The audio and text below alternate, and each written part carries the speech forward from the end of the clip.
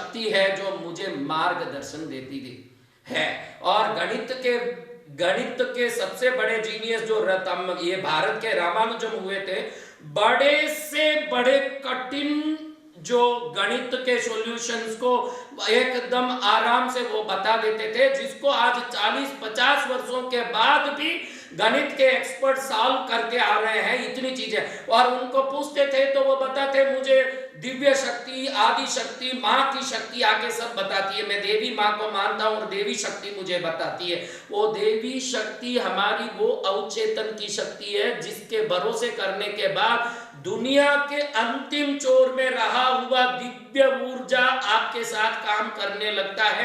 पूरा ब्रह्मांड का एनर्जी आपके साथ काम करने लगता है ना। आप जिस चीज को कभी सॉल्व नहीं कर सकेंगे आपके लाइफ में, जिस वस्तु को आप पा नहीं पाएंगे आपके लाइफ में, जो सोने का पहाड़ हो, पैसों का ढेर हो, ज्ञान का भंडार हो, के मोक्ष की अंतिम सीढ़ी हो, इन सब को पाने के लिए जीनियस लोग ज्यादा से ज्यादा समर्पित हो जाते हैं। जिसको भारतीय संस्कृति ईश्वर को समर्पित हो जाओ सब कुछ बन जाओगे ऐसे कहता है। और हम लोग कहते हैं कि कहाँ है भगवान भाई, बताओ हमको। आज की युवा पीढ़ी तर्क करती है कि मुझे कुछ बताओ, और उनको कहा जाता है कि सबकॉन्शियस माइंड पर डिपेंड हो जाओ, तुम्हारा सब काम हो जाएगा। तो इमीडिएटली वो उस प्रैक्टिस में आके सबमिट हो जाता है, उस प्रैक्टिस को समर्पित हो जाता है। उसी प्रैक्टिस को रामानुजम कहते थे।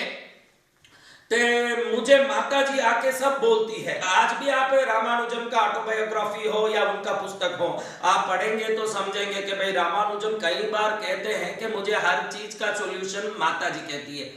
रामानुजम जिस कॉलेज में पढ़ते थे, उस कॉलेज के प्रोफेसर को जो भी गणित का सॉल्यूशन नहीं आता था, वो ये नहीं कहते थे अभी कौन सा टीचर होगा जो कहेगा कि मुझे आता नहीं है। तुरंत वो कहते थे रामानुजम तुम आके डाल दो ये गणित का सॉल्यूशन, तुम लिख दो क्योंकि मुझे थकान हो रही है। तुरंत रामानुजम आते थे, जिसको अपने मास्टर साहब ने लिखा था उसको बिल्कुल उल्टा करके एकदम शॉर्ट वे में उसका सॉल्यूशन निकाल के उसका परिणाम दे देते थे रामानुजम, और सब बच्चे ताली बजाते थे। रामानुजम कहते थे ये मेरा काम नहीं, माता जी आके मेरे से लिखवाती है। ये माता जी कौन होती है, ये ईश्वर कौन होता है, ये कौन होता है जो लोगों को अग्नि पर चलने के लिए प्रेरित करता है। आप हवाईयन आइलैंड में देखो, भारत के कई कोनों में देखो, लोग अग्नि पर चलते हैं और नीचे उतर के जाते हैं, उसके बाद देखो तो उनका पैर तक जलता नहीं है, और वो कहते हैं कि भगवान हमारे साथ, कुछ नहीं होता है हमको।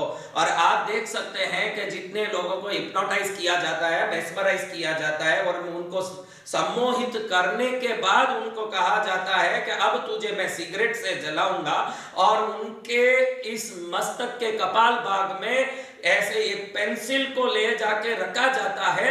रखने के बाद वो जोर से चीखते हैं कि अरे मैं जल गया। आप आश्चर्य मत करना, ये सत्य है, 100% सत्य है, 100% ट्रूथ है कि उस जगह में चमड़ा जल जाता है। और अब मैं ये पूछना चाहता हूं कि यहां तो सिगरेट नहीं पेंसिल रखा गया था, और पेंसिल से कैसे चमड़ा जल गया महाराज? आपके अवचेतन माइंड ने उसको सिगरेट मान लिया तो वो पेंसिल भी आपको जलाएगा। और ये जो भारत में अग्नि पर चलते हैं ना, वो सिगरेट को पेंसिल मानते हैं, उल्टा कर लेते हैं। ये अग्नि नहीं है, मेरे भगवान के द्वारा बिछाए गए फूल है, और ये पुष्पों पर मैं चलूंगा तो मेरे पैर को और आनंद आएगा।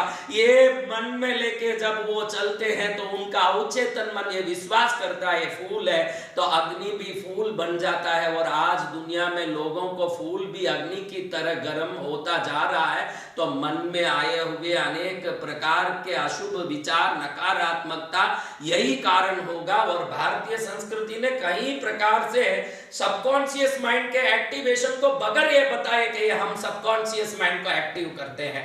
कभी भी किसी अग्नि पर चलने वाले लोगों का, हम जो रहते हैं दक्षिण भारत में, तमिलनाडु में, कृष्णगिरी क्षेत्र में मैं रहता हूँ, या कहीं तमिलनाडु में ये माताओं के मंदिर बने रहते हैं, शीतला माता, रेणुका माता, इनके बहुत मंदिर है। और हर साल वार्षिक उत्सवों में या हजारों लोगों को मैंने अग्नि पर चलते देखा है, और एक को भी आज तक पैर जलते नहीं देखा। और हमारे यहाँ दक्षिण में तमिलनाडु में आओगे तो आप देखोगे तो मुंह में 30-30 फुट लंबी सलाइयां, कॉपर की, पीतल की, ऐसे लंबी सलाइयों को मुंह में इधर से इधर चुबा के, और वो चलते हैं। दोनों तरफ से करीब 15-15 फुट लटकता है, कभी इधर का मांस तक निकलता नहीं है, बड़े आराम से वो चलता है। और पीछे देखो तो बड़े बड़े हुक लगा लेते हैं यहाँ लोग हमारे कार्तिकेय भगवान के मंदिर को। यहाँ के तमिल लोग मुरुगन टेम्पल, मुरुगन बोलते हैं कार्तिकेय भगवान को यहाँ के लोग। और वहां का जब उत्सव आता है, जब कृतिका नक्षत्र आती है, तो कृतिका नक्षत्र में भगवान कार्तिकेय, क्योंकि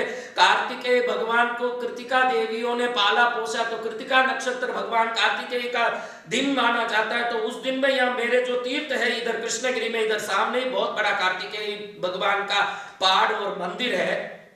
तो वह बड़े बड़े हुक लगा के बड़े बड़े रथों को जब वो खींच के ले जाता है, तो यहाँ का चमड़ा कम से कम आधा फुट से 5 फुट तक बाहर निकलता है। इतना बड़ा रथ को 2 हुक लगा के वो चलाता है। देखने वालों को लगता है कि कोई बाप अपने बच्चे को गोद में पकड़ के ले जाए तो जितनी मस्ती से जाता है उतनी मस्ती से वो आराम से जाता है।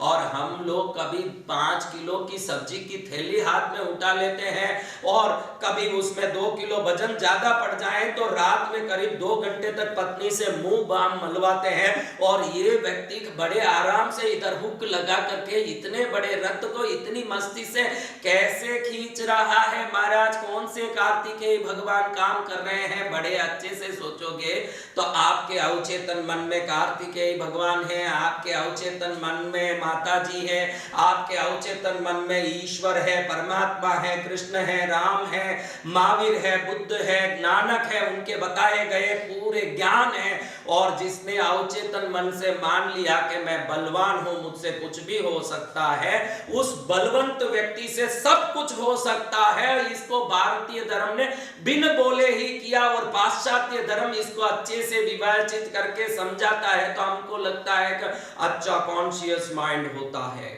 अच्छा सबकॉन्शियस माइंड होता है, अच्छा अनकॉन्शियस माइंड होता है, अच्छा बहुत बड़ा, अभी तो हमको समझ आ गया। समझिएगा मत, सफलता को समझ से नहीं पाना है, सफलता को विश्वास से पाना है।